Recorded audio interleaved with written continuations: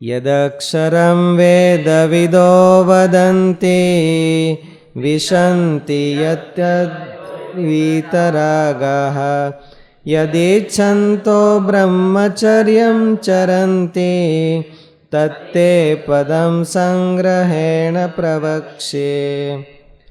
જેને વેદવિદ પુરુષો અક્ષર એમ કહે છે, દુનિયામાં રાગ સિવાયના વશેન્દ્રિય ઉપાસક પુરુષો જેમાં પ્રવેશ કરે છે, જેને ઈચ્છનારા બ્રહ્મચર્ય વ્રત પાળે છે, તે પદ હું તને સંક્ષેપથી કહીશ, કહેવાનો છું. હવે કૈવલ્યાર્થીઓ ભગવાનનું સ્મરણ કયા પ્રકારે કરે છે તે બતાવે છે, અર્થાત તેઓનો ઉપાસના પ્રકાર બતાવે છે. યદક્ષરમ વેદવિદો વદંતી. જે કૈવલ્યાર્થીને ઉપાસ્ય એવા નિર્ગુણ પરમાત્મા, અક્ષરરૂપ પરમાત્માનું તાત્પર્ય અક્ષર ભાવ પામેલ એવું આત્મ સ્વરૂપ, પણ તેને પરમાત્મા રૂપે ઉપાસે છે. વીતરાગાહ યતયઃ યત અક્ષરમ વિશંતિ.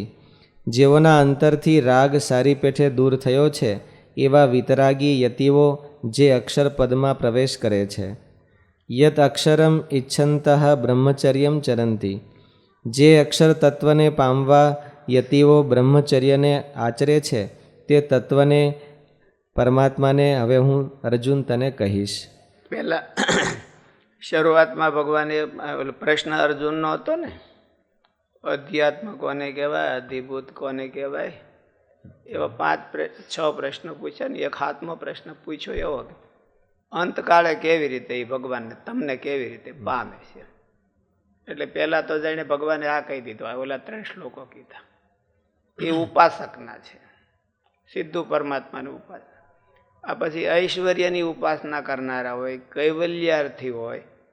આ જે બીજા શ્લોકો આવ્યા એ ઐશ્વર્યની, કવિમ પુરાણમ પ્રશાસિતારમ, એ બધા ઐશ્વર્યની ઉપાસનાવાળા છે. હવે અક્ષરની ઉપાસનાવાળા એટલે કૈવલ્યાર્થી છે, પોતાના જીવાત્માની ઉપાસના.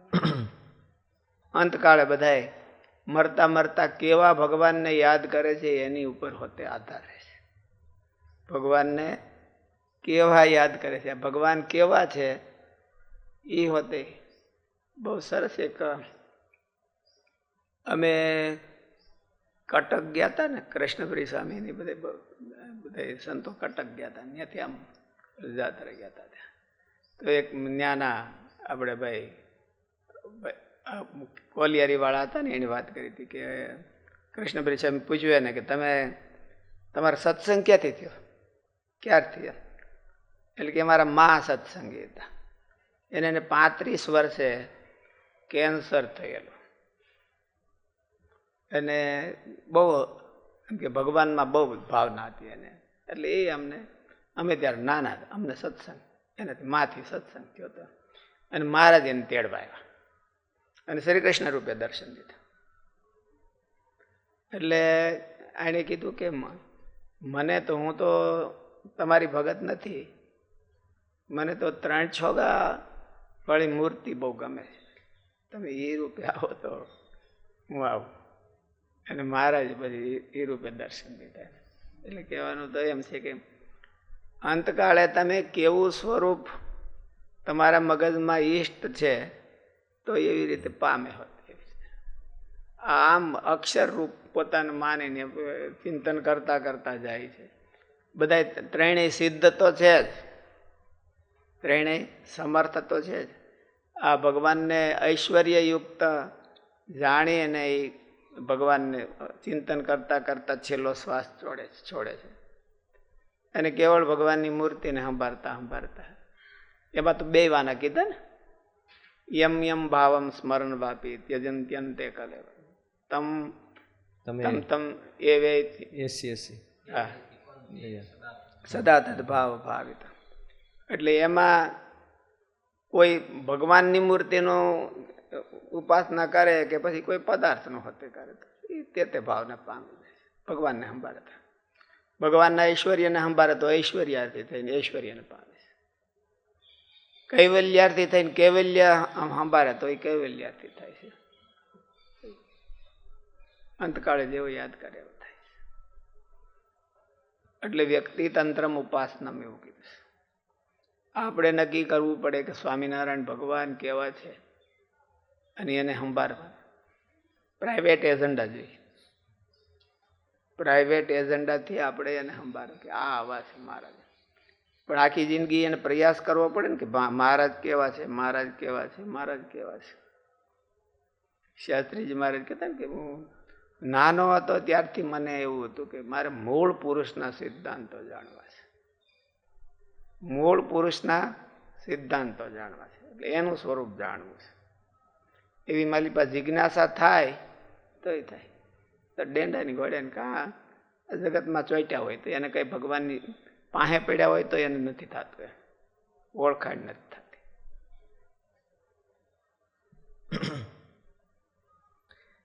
શ્લોક નંબર એટલે આમાં 3 પ્રકાર કીધા છે આ અધ્યાયમાં.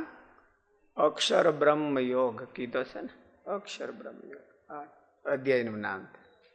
એટલે 3 પ્રકારના ભક્તો એ અંતકાળે દેહ છોડીને 3 ગતિ થાય છે. એમાં 4 ગતિ કીધી. એક તો ભગવાનને કેવા સંભાળે છે એની ઉપરથી આ 3 પ્રકારની ગતિ થાય. અને ચોથી ગતિ સંસારી, કૂતરા ગધેડાને સંભાળતા સંભાળતા દેહ મૂકે તો એ જન્મ મરણમાં ગોથા ખાય. ભગવાનની મૂર્તિને સંભાળતા સંભાળતા જો એને દેહ મૂકે તો એ ભગવાનની પદવીને ભગવાનનો સેવક થાય. ભગવાનના ઐશ્વર્યને જો સંભાળતો હોય તો એ ઐશ્વર્યાર્થી થાય.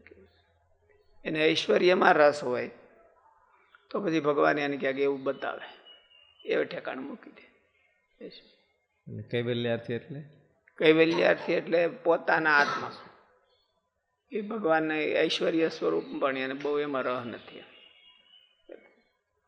આપણે કોઈને કઈ લઈએ નહીં દઈએ નહીં.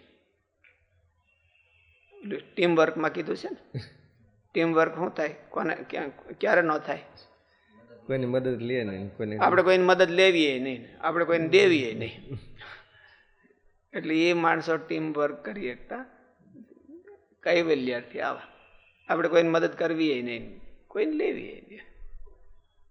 એ છેલ્લે અંતકાળે ભગવાનને કેવી રીતે સંભાળે? આ અક્ષર રૂપે પોતાનો એમ કૈવલ્યાર્થી તો એને જ કહેવાય ને કે પોતાનો આત્મા સ્વ પરમાત્મા એમ. પણ એ પરમાત્મા આવા છે એટલે મારો આત્મા આવો છે. જાજુ તો શંકરાચાર્યના મતમાં એવું આવે છે, જે પરમાત્માનું સ્વરૂપ છે એ જ આત્મા ને પરમાત્મા નોખા નોખા નથી. એવું માનીને પરમાત્માનું સ્વરૂપ જે વિચારતા હોય એ કૈવલ્યાર્થી કહેવાય.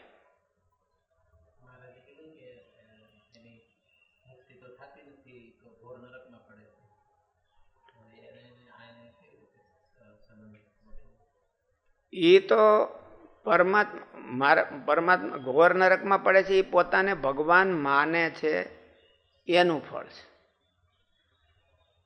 પોતાને ભગવાન માને છે એનું ફળ છે. પણ એ એમ માને છે કે આપણે આવા થઈ જાય, આપણો મર્યા પછી આવા થઈ જાય. એટલે એ કૈવલ્યાર્થી તો છે જ. ભગવાનની ઉપાસના કરી અને ભગવાનને આ પદવીને એચિવમેન્ટ કરવા માટે ભગવાનનો ઉપયોગ કરે છે. કૈવલ્યાર્થીનો અર્થ એવો છે. કૈવલ્યાર્થી એટલે પોતાના આત્મ સ્વરૂપને પામે છે.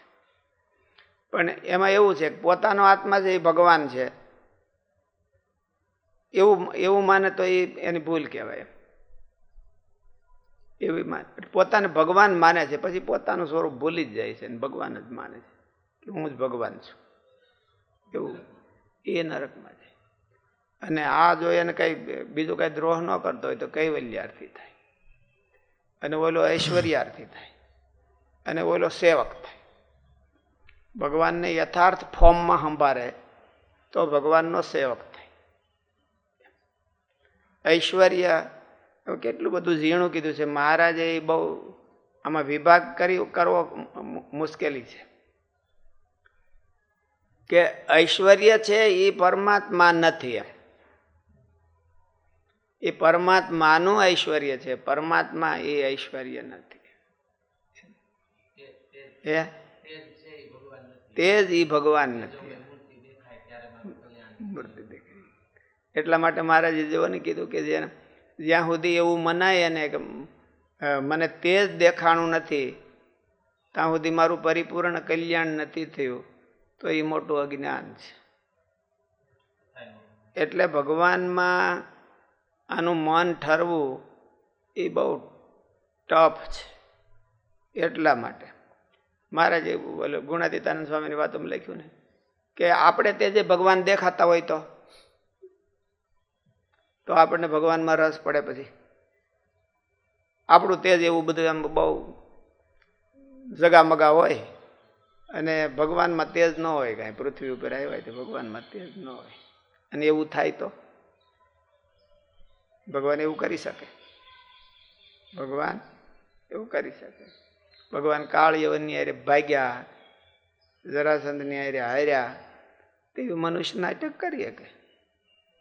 રામાયણમાં ભગવાન એવું જ કર્યું હતું ને કે બોલે રાવણે રામચંદ્રજી ભગવાનને નાગ પાસથી બાંધ્યા, તો ભગવાનને એમ થયું કે હવે મારે નાગ પાસથી હવે તો હું કેમ કે હલી ન હોય કે સારી બાજુ હરપો બધા વીંટાળીને ભોળા લઈ લીધા અને ફૂફાડા મણ્યા મારવા. કાંઈ બોલ્યા તો એટલી વાર છે. એટલે ભગવાનને એવું થયું કે હવે આમાંથી કોણ છોડાવે? એટલે એને ગરુડજીને યાદ કર્યા. ગરુડજીનો ખોરાક કહેવાય હરપ બધા. એટલે ગરુડજી આવ્યા તરત જ વૈકુંઠ લોકમાંથી ફૂફાડા મારતા. હજી તો આવ્યા હતા તો આમ સામેથી ભાડ્યા હતા તો પેલા બધા હરપ બધા પૂછડા પછાડીને ભાગ્યા, માર્યા હતો. એટલે એ તો ભાગી ગયા અને રામચંદ્રજી ભગવાન કે હાશ, તમે આ વાત બહુ સારું કર્યું, વેલકમ ને થેન્ક યુ. પણ ગરુડજીની પેટમાં દુખાવો થઈ ગયો કે લે, તો આ ભગવાનની મારે શું ઉપાસના કરવી? એના કરતા તો મારામાં શક્તિ વધારે. તો એટલે એ ભૂલા પડ્યા કહેવાય. એટલે એ ભૂલા પડ્યા. એણે ઐશ્વર્યને ભગવાનનું સ્વરૂપ માની લીધું. બધાય આપણાથી ભાગે કે બધાય આપણાથી દબાય, એ આપણે છે. આ બધા તમે બધા દબાવ છો, એ તો ગાદીથી દબાવશો કે મારાથી દબાવ?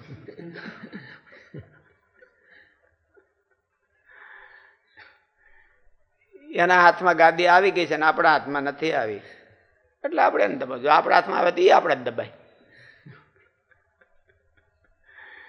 એટલે એની ઓળખાણ એને નથી ન થઈ. એમ યથાર્થ ઓળખાણ ન થઈ. એટલે ગરુડજીને કાક ભૂષંડી પાસે કથા સાંભળવી પડી અને બહુ ગડબડ થઈ ગઈ. એટલે આ ઉપાસના છે. અને ઉપાસના કે ઐશ્વર્ય છે એ ભગવાનથી નોખું છે ને ભગવાનનું છે. ભગવાનમાં ઐશ્વર્ય છે. સ્વગત ભેદ, વિજાતીય ભેદ, સજાતીય ભેદ અને સ્વગત ભેદ. વિજાતીય ભેદ શું કહેવાય? આત્મા, ભગવાન નહીં, એ આ ભગવાન છે આત્મા. આત્મા છે, બીજા આત્માઓ છે, માયા છે, એ બધા ભગવાનથી વિજાતીય સ્વરૂપ. અને સજાતીય શું કહેવાય? તો બીજા અવતારો છે. જેને અવતારો ને અવતારીનું એવું ભેદ ન હોય તો એ આત્માની હારે સજાતી ભેદ કરે.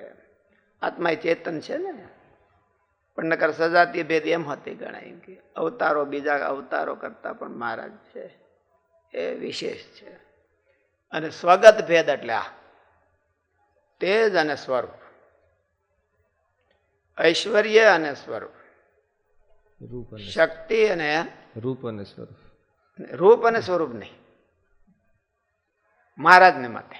એટલે એ રામાનુજાચાર્યજીને મતે એમ એને કહ્યું, એને નોખું પાડ્યું, પણ એ મહારાજે નોખું ન પાડ્યું.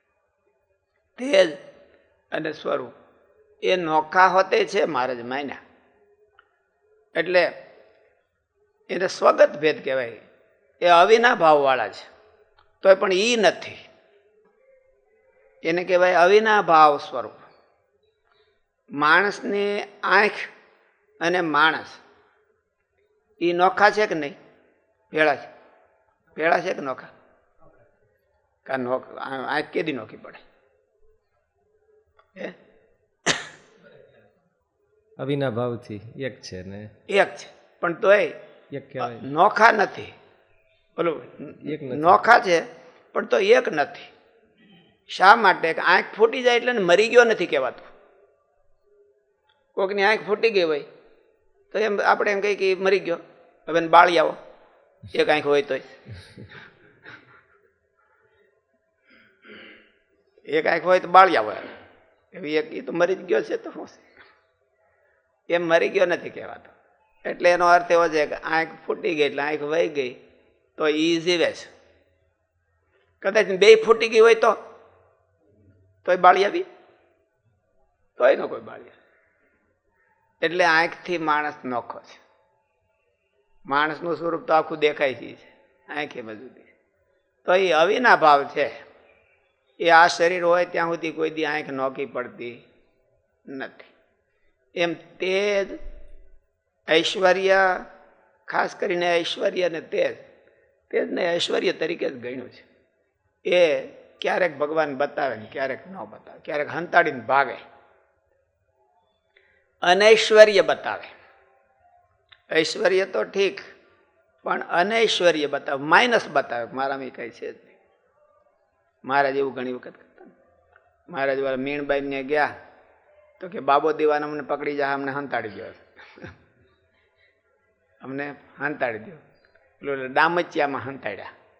જૂના જમાનામાં ડામચિયા હતા. અત્યારે કબાટ હોય, પાગરણ રાખવા માટે કબાટ હોય. જૂના જમાનામાં ડામચિયા હતા. ડામચિયા હું બે ખીલા ફોડી દીધા હોય, એની ઉપર ગાડલા નાખી દે સવારમાં દરરોજ. એટલે એને ડામચિયો કહેવાય. એટલે પછી મહારાજને બે ગાડલા નાખીને હુવરાવ્યા ને માથે બીજા ગાડલા નાખી દીધા. અને તોય મહારાજ ધ્રુજીત આખો ડામચિયો હલબલે.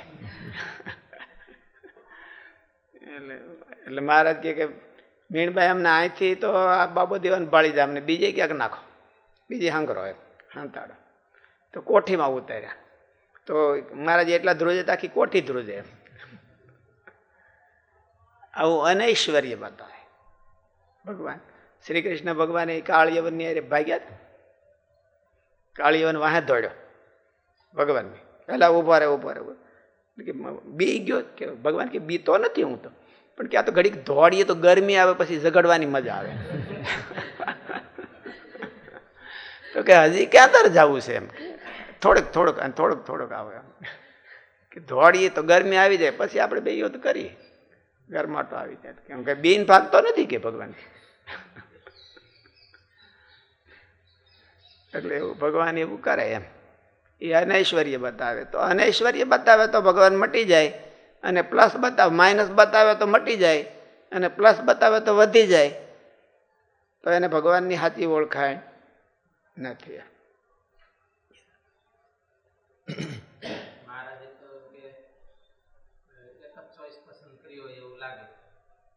કેમ?